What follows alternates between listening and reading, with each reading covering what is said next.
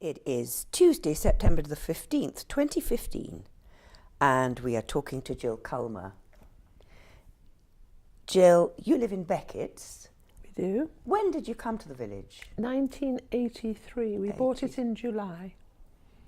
Were you the first owners of the house? No. There was a couple called the Burnhams, Peter Burnham and Gill Burnham. And Peter Burnham was on the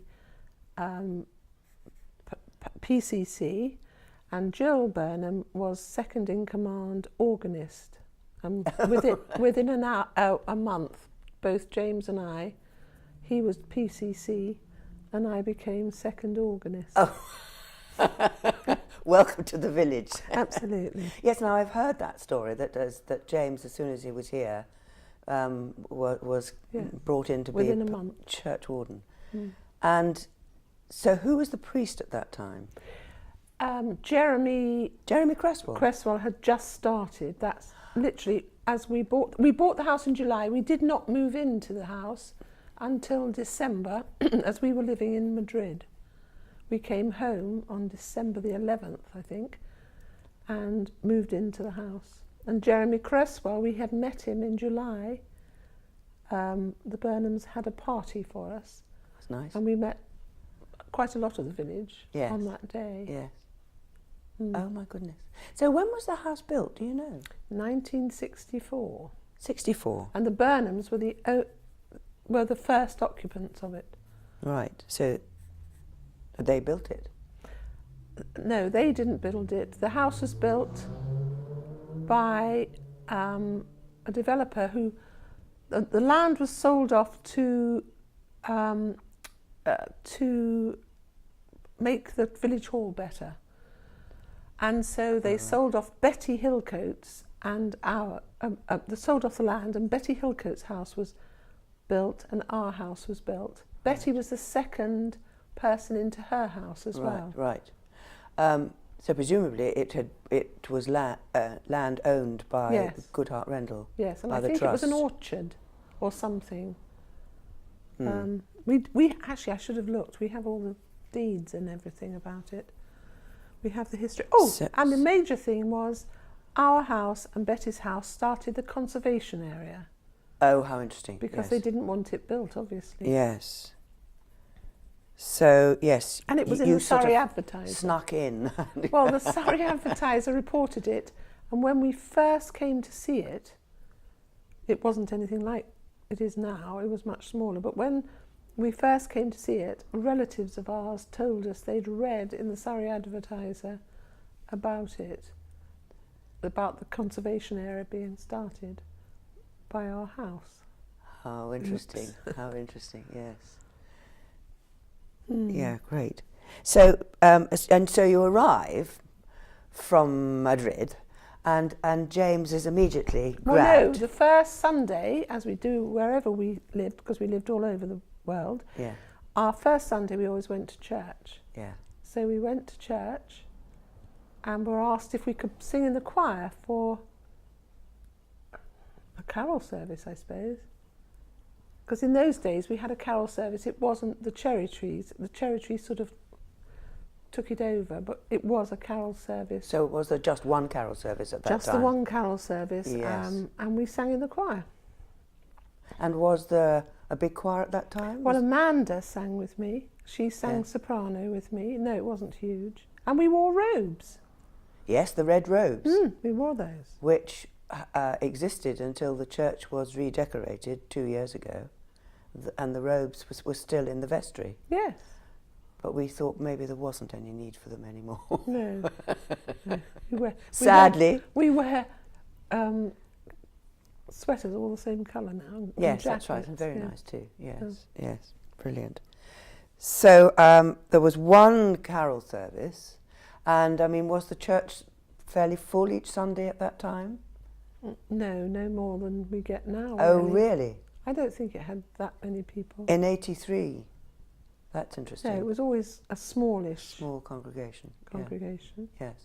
But well supported for things like the carol service? Well, it was well supported for Christmas and Easter and carol service, And we didn't have as many sort of big things in the church as we seem to have now, which is much better now. Really? What about things like the Harvest Supper? We had that. It was always, Harvest Supper was always shepherd's pie and apple pie.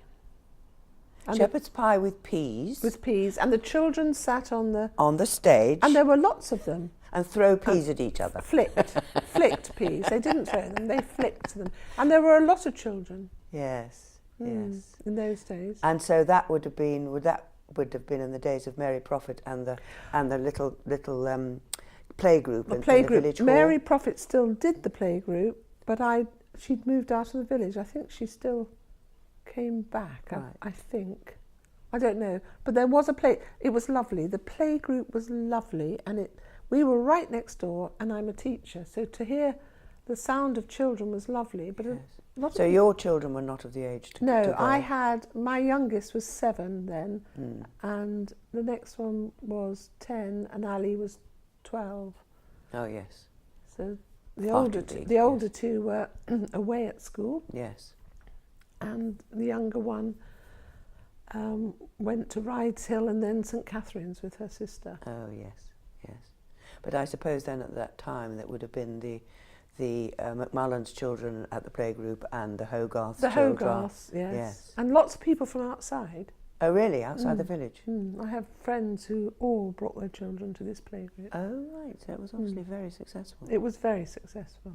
I think somebody else took it over, but don't ask me who. Yeah. So you decided that as a teacher you were going to use your professional skills. So when did you go to Glenesk?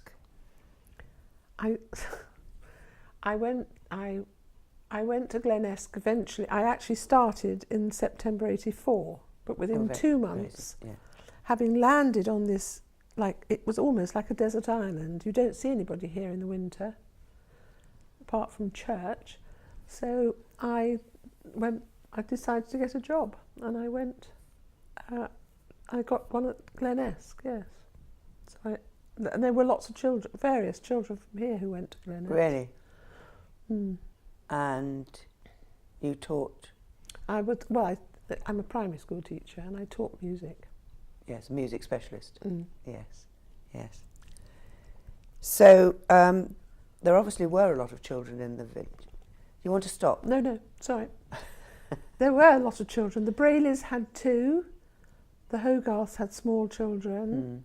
There was, in Home Farm, where the Robertsons lived, they had 2 older ones, and they had Diana, who was disabled, and then they had 4 or 5 children, even 6, in the old parsonage. That was the Kirkpatricks. Oh, really? And my family played with them. Yes. There were 2 or 3 in Baytree. I mean, there were lots of children. Lots of children. Lots of them were away at school during the term. Yes, of course. But at holidays, it was brilliant because children would all go off around, and at lunchtime somebody would phone up and say they're all here, or 6 of them are here, and I'd say, oh, there are 6 here, and it was wonderful because the children literally just roamed the village. And you were happy for them to do that? Well, there was hardly any traffic. Really? Yes, we were. Really? Yes. So in 84-ish, it was 84, very little traffic. Very little traffic. I mean, I'll tell you a story. Nina, Caroline, my youngest, and Buffy Kirkpatrick used to go down to Diana, what's her surname? Was it the Mellors? Andrew Mellor, yes.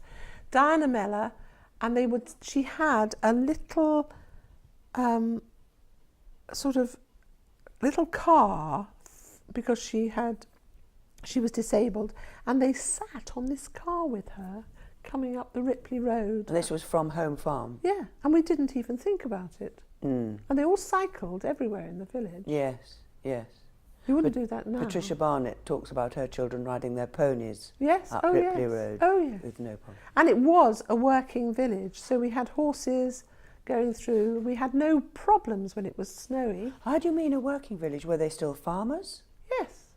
Peter Knappin was a farmer. So is that the other side of the That's the other farm? side, but Sally Graham liveried horses in what is now Clarendon Manor Farm. Oh. But that was 2 cottages, and that was a livery stables. Right, now let's get this straight. So a livery stable is in what is now converted and called the Clarendon Manor. Well, the actual horses were in what is now called Clarendon Mews. Oh yes, the stables. Right. They were lots of stables there, and where if you there was an entrance right there where you go into Clarendon Mews, and there was a big entrance. Yes. And there was a very old barn, and Sally had that as a farm shop. Farm shop selling everything for horses. Yes. And the odd sweets for children and things. Not farm produce. No, farm things for, it was called a farm shop, but it was things for horses and animals. So has that barn been knocked down? Yes, because he has put up, the man who's developed the 2 cottages, I think one was lavender and the one on the left, as you look at it from Back Lane, yes, they were run by, oh gosh, what's their names? Joan and, who lived next door to Terry and Peter. Oh yes, Smart. yes. Haynes. The Haynes. They ran that part of the farm, and they, the left-hand bit of the cottage, tiny, 1 up, 1 down, 2 up, 2 down. Really? They ran that as a B&B. Oh really? What the Haynes did? Yes. Oh really? And then they lived on the right-hand side. And also there was, where the pub is now, there was a bit that was open, and they could walk straight across into the pub, because they went to the pub. I think she worked in the pub, Joan. Yes. Yes, it's interesting. Somebody else was saying that everything seemed to be far more open in those days in the village. Yeah. That there weren't high hedges. No. And walls that you could walk. You could just from walk one through, property and to the next. They walked through. We used to sort of laugh and say it was Joan's pathway, because she could walk through to the pub. Yes. The pub was quite different, of course. But going back to the livery stables, Sally was married to a man called Dick Claydon. Yes. Dick Claydon. Sally who? Sally Graham. Yes. Was married to Dick Claydon eventually, and she's the one that ran the shop. She's the one that ran the livery stables. Yes. And Dick Claydon was the man who looked after all the roads in Surrey. He had Claydon something or other on the side of his van, and he was the man who looked after all the roads in Surrey. Oh, right. Worked for the council, I suppose. Well, no, he ran his own business, and he Okay. was a wealthy man. Yes. Sally, this is a bit Sally was naughty. Sally would say things like, "Ooh, they're incomers and they're townies." And I one day said to her, when she said it to me, and I said, "You don't know where I came from." But I knew that she came from London. Oh, right. So I said, you don't know where people come from. You shouldn't accuse them of being townies. So what was not exactly welcoming? No, she was very as a villager. She was quite unwelcoming, but then she wasn't. She'd come in, to it. I don't know how long Dick had been here, but she then when Dick died, sadly, he had been. Was she married to Dick? She eventually married Dick, and Yes. he was chairman of the parish council. He was a very good chairman of the parish really? council, and I was on the parish council when he was chairman. He was brilliant. Oh, really? Very So fair. did he live in Tummoor Stables then? He lived in Tummoor House. Tummoor House, is it called? Cottage, or no, it's Tummoor House. Yes, he lived there with Sally, and Right. she also liveried horses there. Yes. She also had livery horses on what we call Tummoor Field, is it? Yes. The one that's the Yes. village, Yes. belongs to the village. And I can remember we talked about the fact that she'd had horses on there for so long that if we weren't careful, she could say it was hers after so many years. Oh, really? And this is the one that the cooks now rent? This is the one the cooks now rent. Yes. And she did have her liveried horses on there. And eventually, I think it was eventually Roger Nichols, who managed to get it that it belonged to the village. Really? And even if people rented it, they couldn't. Yeah. Well, it was donated by Goodhart Rental, yes, wasn't it? but I don't think there was a funny law at one point that if people had rented it for so long, oh, I see. they could, I gather, could have taken ownership. Right, I see. But now they can't. Now they can't. Thanks to Roger Nichols. That's interesting. I think yes. it was thanks to Roger Nichols. Sally, of course, when Peter Knappin died, who was the farmer on the other side of the A246, he Yes. owned all that land. What land? Well, the land that goes up Staples Lane on the left, Oh, yes? that was all his, and the land all behind, as you go down Blake's Lane, Yes. on the right. So, And if you go down Blake's Lane, halfway down, there are a lot of barns, and that wasn't inhabited at all. But when Sally bought it, yes. suddenly one of the sheds became a house. Oh. Yes, and it still is. So was this after she was widowed? No, I don't know. Can't remember the time when it was. I can't even remember when he died. So Peter Knappin didn't own land this side of the 246, but I on don't the other think side. so. He was lovely. His wife, of course, Mary, had been the headmistress of the school when it was a school. Oh, was she? Yes. And was she the verger before Anne Randall? Yes, she was. She tried to get me to do it. Oh, did she? Yes. Yeah. Funnily enough, there is in the church the little tray that you bring the wine on, Yes. and that was mine. Oh, lovely. That came. We'll remember that. That came from Brazil, I think. Oh, did it? Yes. We'll It have was to funny. put donated by Gill Culmer No, they on needed it. a little tray, and I said, I've got just the thing. Yeah, perfect. Perfect. So she tried to get me to do it, and I was working. So was Mrs. Knappin headmistress when the school closed? She must have been. She might well have been. Because I think it closed in about 64. So Something I like think she was headmistress. Right. Or she might have had... That's yes. interesting. I didn't know Yes, she was, because Cherry Trees only opened a few years before we came here. that. Did it? Something like 4 years before or something. It was only in the 80s when it totally became Cherry Trees, I think. And at that time, Cherry Trees was literally everybody in the village was giving to Cherry Trees, because it wasn't sort of nationwide as it is now. Really? And no, it was just... And how has the building changed? Have they Oh, built it's had on? bits added on, quite a lot of bits added on. Yes. And I think they also own the house, which is at the end of the old Epsom Road, next to... Oh, God. Well, the Grahams? No. The other Yeah, half? no. This end of Epsom Road, there's one Oh. little cottage next to Cherry Trees, and I think someone donated that. Oh, really? Yeah. There's extra accommodation for them? Yes, or somebody bought it and gave it to them. So, yeah.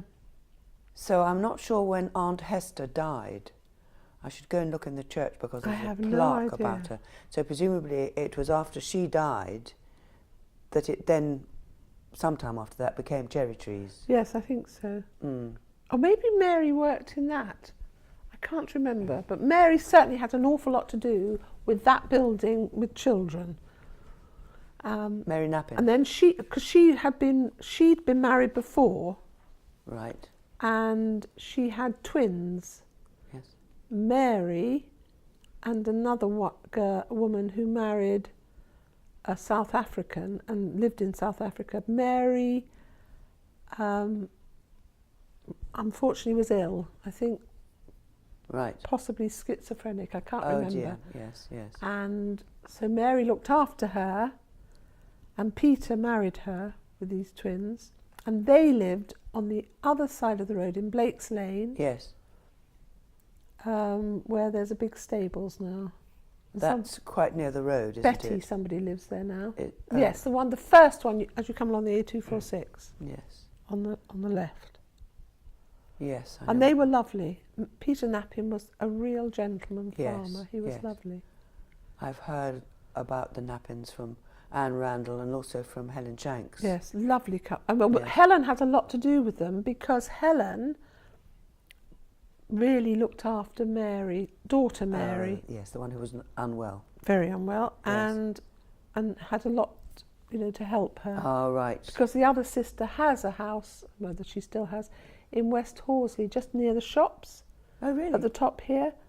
And her husband's now died, but she used to spend a lot of time in South Africa. And that's one of Mary Knappin's daughters? That was one of the twins. Oh, I see. And if I could only remember her name, but I Golly. can't. Yes. She'd be interesting. But wouldn't then Sally Graham bought all the land of Peter Knappin. all his land? Oh, Yes. really? Oh, right. Do you know when that was? That must have been 20 odd years ago. Hmm. She bought it all. And then, and it's some of that land that she sold to the gypsies. Well, that field, which goes uphill, we used to walk our dogs there. Peter Knappin allowed us to walk our dogs all round that field because the bottom half was okay, but the top half wasn't really. It was a bit scraggly. This is going up the hill, Staple Lane. And yes, so she sort of sold it off in lots. Oh, did she? And the top bit was, of course, Yes. sold off to gypsies Yes. originally.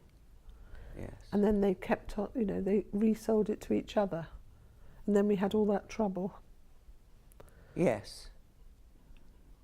With And them. then we had 2 years ago, I suppose, wasn't it, when we had the court case and that was planning it. permission with the gypsies? Was it? I would think that was longer than 2 years ago, wasn't it? It was about 3? Oh, maybe so it was. about 2012, I Maybe think. it was, yes. And we all went to the council offices, about We 40 did. of us, We did. to hear the council hearing, and And they one were of given one of the men was Irish, and he hobbled in. Do you remember? He hobbled in and said he had to be near a hospital, and that's why he wanted to live there. And then at lunchtime, when we all went out to buy a sandwich, he ran to the pub. There was nothing wrong with his leg. Yeah. And then they were given this for history. For They were given 5 years. 5 years. Planning permission, and we thought, my goodness, well, if they get 5 years planning permission, they'll be here forever.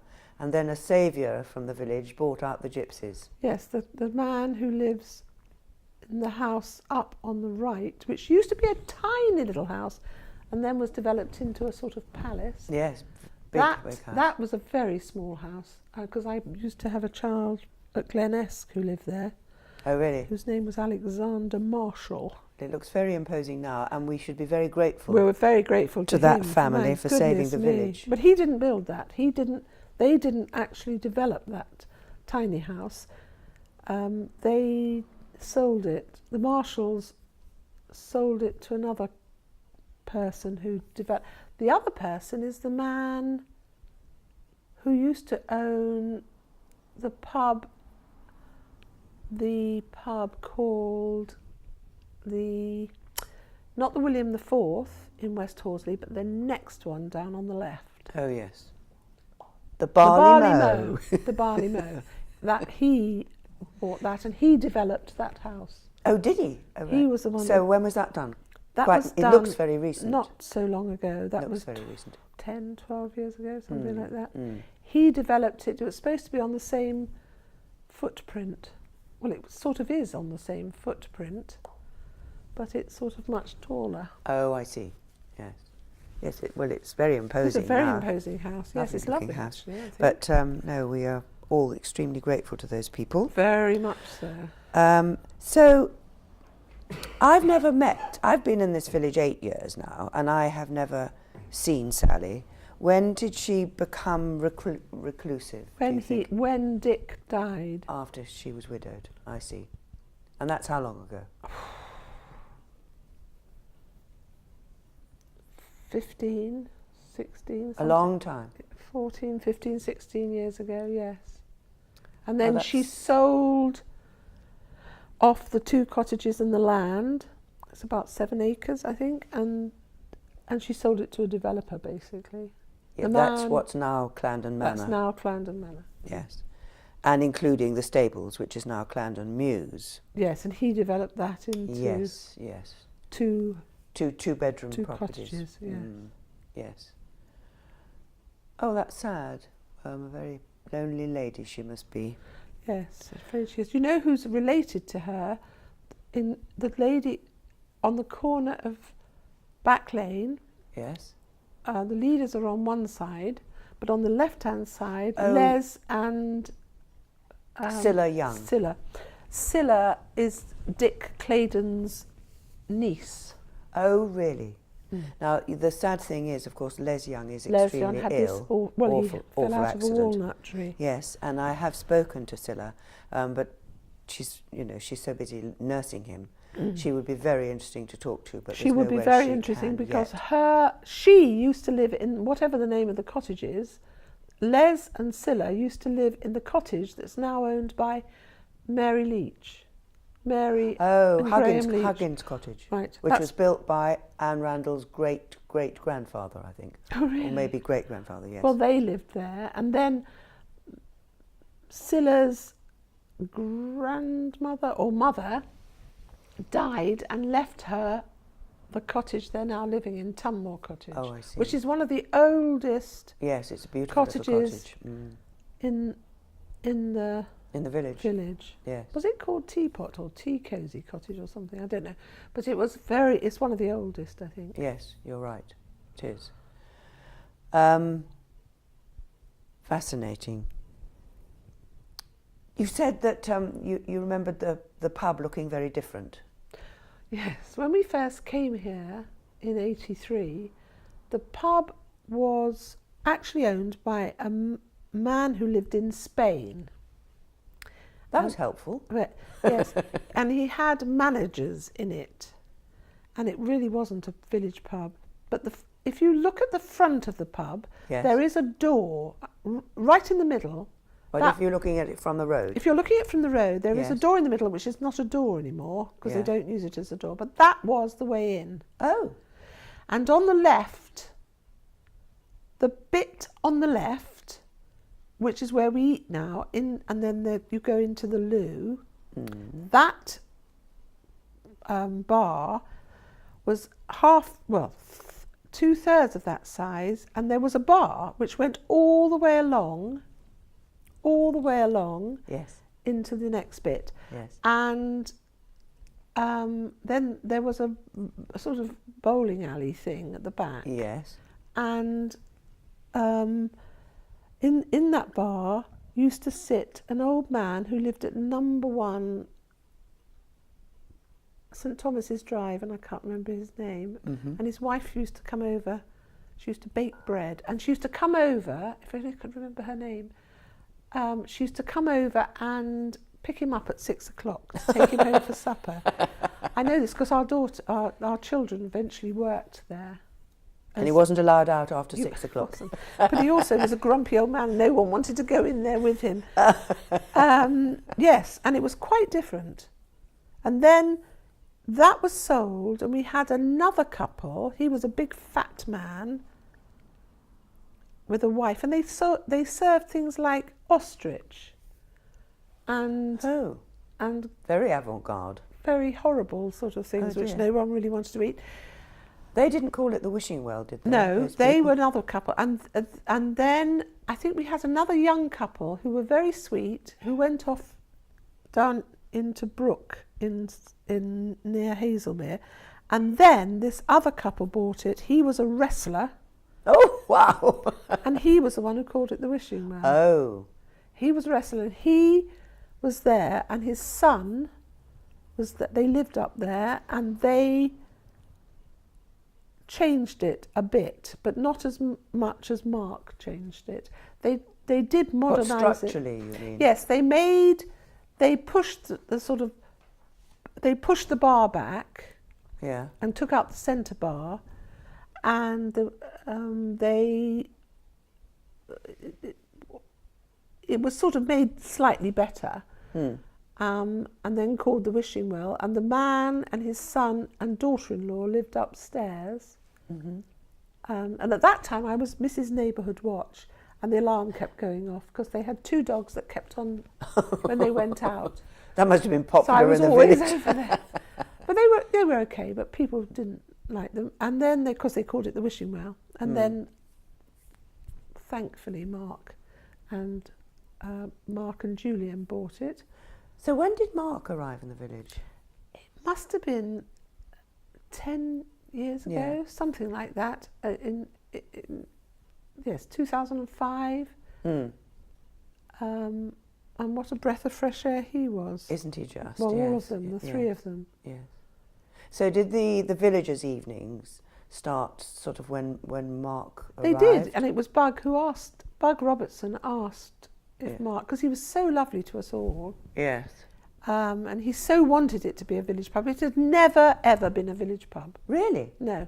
I mean, even with all these people that we had, and we had, you know, I've only mentioned 2 or 3, but we'd had several other people managing it, and none of them wanted it as a village pub, and especially the man who developed it and called it the Wishing Well.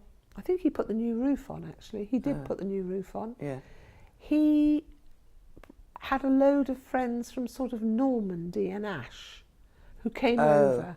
All his old friends sort of came over from some other pub they'd had. But not these villagers? But not villagers, no, it was extraordinary. Yes. But it was Mark and his little lot who actually made us, you know, made it into a village pub. Made it the centre of the village? Of course. Really? And let's face it, we have Brilliant. 2 things. We have the pub and the church.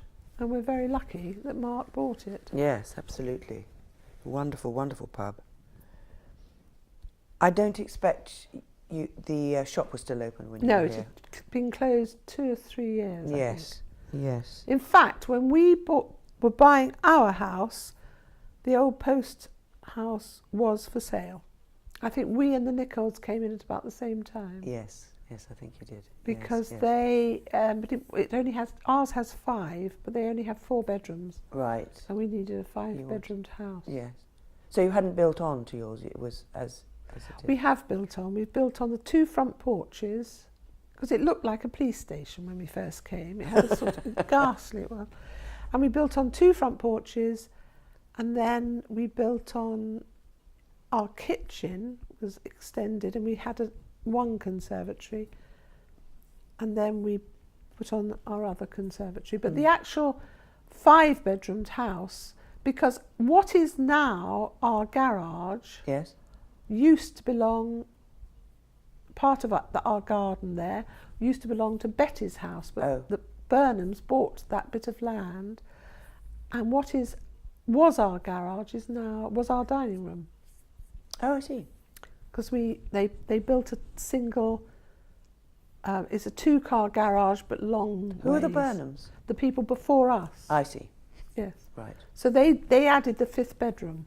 Right. It was a 4-bedroomed house. Yes, it's a big house. It is. It's very big. Yes, really, in comparison to what it was.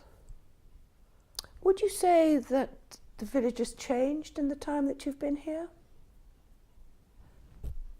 There's an awful lot of sort of changing of occupants. Yes, I think it has. The main thing that I find is that if the village, everybody did things, and some of the newer people coming in now, younger, don't seem to take part in as much as, you know, they don't put themselves forward. Really? Because the village fete was always a puller in of everybody helping. Yes. Isn't it still? It is, yes. There was a period when it wasn't so much, but Bug and Neil, I mean, she doesn't take prisoners. She just tell, hopeful people are going to actually do something, and they do. She's brilliant. Yes. Yeah. Yes, I mean that people like the Robertsons have actually, got a lot more people. It's more cohesive, sort of. Yes. Yes. Isn't it? Yeah. But we do much more as a. The other person I have to say here, and she's quite new, but the person who's been brilliant for this village doing things is Sibylla. Yes. Watching and seeing Yes. parish chairman, Sibylla's been brilliant. Yes, she is brilliant. With all the parties and things like that she's insisted we do. Yes. The village parties. The village parties. Yes. I mean, what a wonderful, yes. The ones we've had, and Mark as well, because we've had parties actually in yes. the back of the pub. What about the Millennium? Did you have a big party then? We didn't have a thing. We had a photograph taken. Yes, I've seen that. They're not all people there, though. You do realise some of them are photographs yes. that's been stuck on. Yes. We didn't. I don't think we did anything particular for the Millennium. I can't remember. Because the street party. The street party was the best thing. For the wedding, wasn't it? That was amazing. The royal wedding. It was great.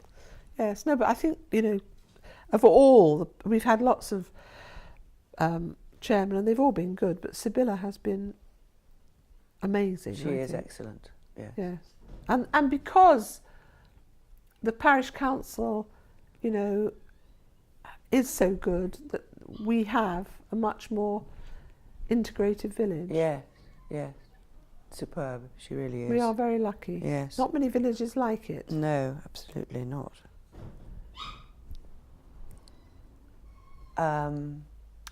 That's been fascinating. Is there anything else that you think we can cover? No, I can't think of anything. That's brilliant. Thank you so much for talking to us, Jill. That's wonderful.